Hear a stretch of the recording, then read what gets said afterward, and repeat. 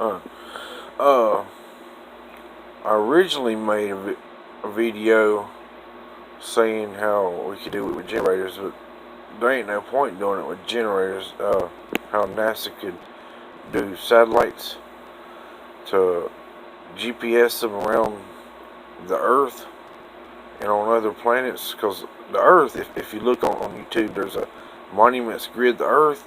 Monuments make a perfect grid of the Earth. Therefore, satellites on these monuments, and there were GPS satellites, thorium satellites. They already make thorium satellites. I didn't know this. I looked it up after I thought of it myself, but I didn't. Thorium, they got thorium cores, and that's here on YouTube too.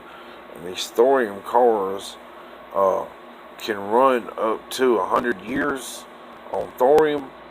So if we had these thorium satellites they make, like on Earth, with GPS and GPS satellites, and on the moon and other planets around the Earth and around the sun, and everything sent information they gather to the sun satellites, and then back to the Earth, then we could get a almost a perfect GPS coordinates of all the, not all the planets, but a certain amount of planets around the Earth and around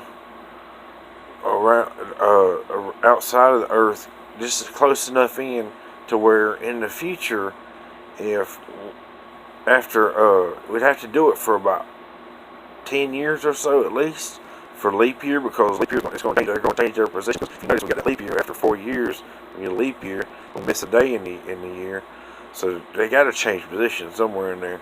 So if we did that, we might be able to tell the perfect timing with doing a computer model after all this information is sent back to Earth from the sun. All the information, and the computers do the time it took for the information to send and everything, and then run a model. It takes some time. It take years and years. Probably take more than 10 years. It just take 10 years to collect the data at least. It probably take 20 years just to do the simulation. But if we did it, we could probably know the perfect timing to blow up the moon, just when the sun starts to expand in the future, and be able to send Earth gliding away from the sun when it starts to expand, and make it go into a new gravitational pull with another planet, like going in behind another planet, like when it starts floating through space when the moon's blew up.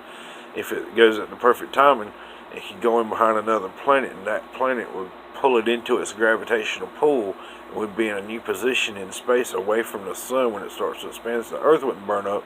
So people in the future, like when we'll be gone by then. I mean, I'm already 40 years old, and even my kids will probably be gone by then.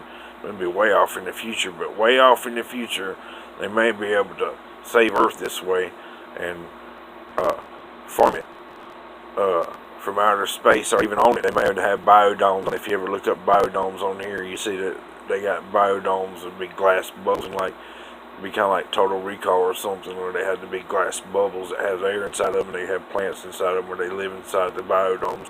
It'd be a weird way to live, but it'd be a way to survive.